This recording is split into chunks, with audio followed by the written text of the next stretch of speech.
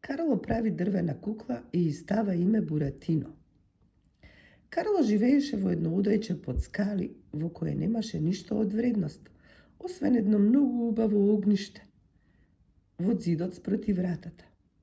Ама ни убавото огниште, ниту огнот во него, ни малиот котел што вриеше над оган не беа вистински. Сето тоа беше насликано на едно парче старо платно. Карло влезе во одајчето, седна на еден стол покрај масата што беше без една нога, ја разгледа цепеницата од сите страни и веднаш почна со ножето да делка од неа кукла. Какво име да ја ставам, размислуваше Карло. Ќе ја наречам Буратино. Тоа име ќе ми донесе среќа. Познавав една фамилија чии членови се викаа Буратино. И таткото Буратино, и мајката Буратино, и децата исто така. Буратино. И сите живееја весело и безгрижно. Први ни изрежа во цепеницата коса, потоа чело, потоа очи. Одеднаш очите сами се отворија и се загледаа во Карло. Карло не покажа никаква трага од плашење, туку само љубезно запраша. Дрвени очички, зошто толку чудно ме гледате? Но куклата молчеше, веројатно затоа што уште немаше уста. Карло ги издолка образите, потоа носот, сосем обичен нос. Но ненадено носот почна да се растега, да расте и стана многу долг и остар, па Карло дури викна: "Не чини, долке!" И сакаше да го пресече врвот од носот, но никако не можеше. Носот почна да се витка, да се дрпа од раце и така си остана. Страшно долг, љубопитен, остар нос. Карло сега се зафати да направи уста.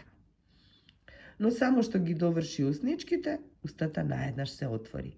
Хи-хи-хи-ха-ха-ха-ха.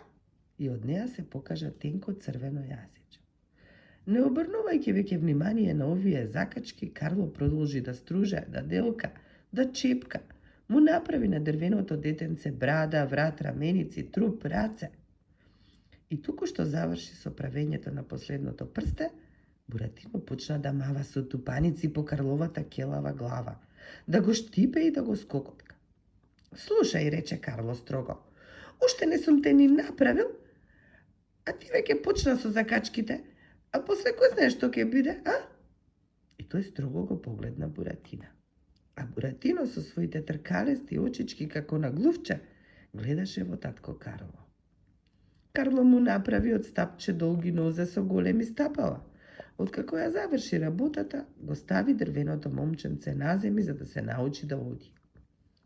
Буратино се заниша, се подспрепна на тенките нозе, пречекори еднаш, пречекори втор пат, скок, скок и право кон вратата. Потоа преку прагот и на улица. Карло вознемирен и уплашен појде по него. Мангопе, назад! Кој да слуша? Буратино почна да бега по улиците како зајак. Само дрвените табани тук-тук-тук тропкаат по калдрмата. "Држете го!" извика Карло. Минувачите се смееја, покажувајќи со прст кон Буратино кој бегаше.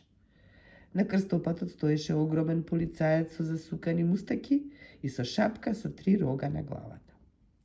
Кога го забележа дрвеното човече како бега, тој широко ги расчекори нозете и со нив ја загради сета улица.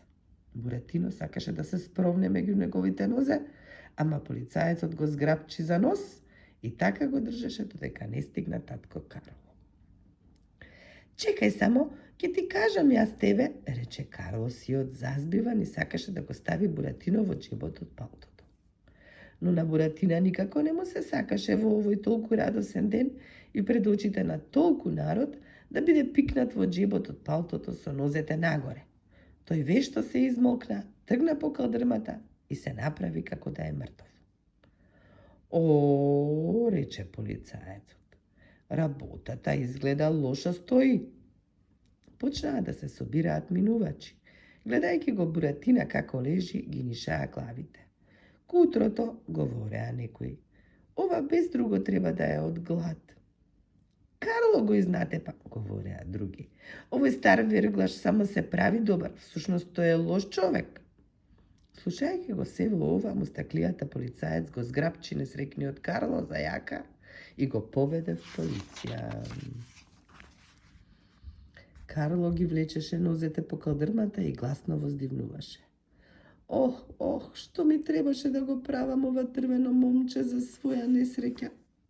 Кога опусте улицата, Буратино го дигна носот, погледна на сите страни и скокајќи отрча дома.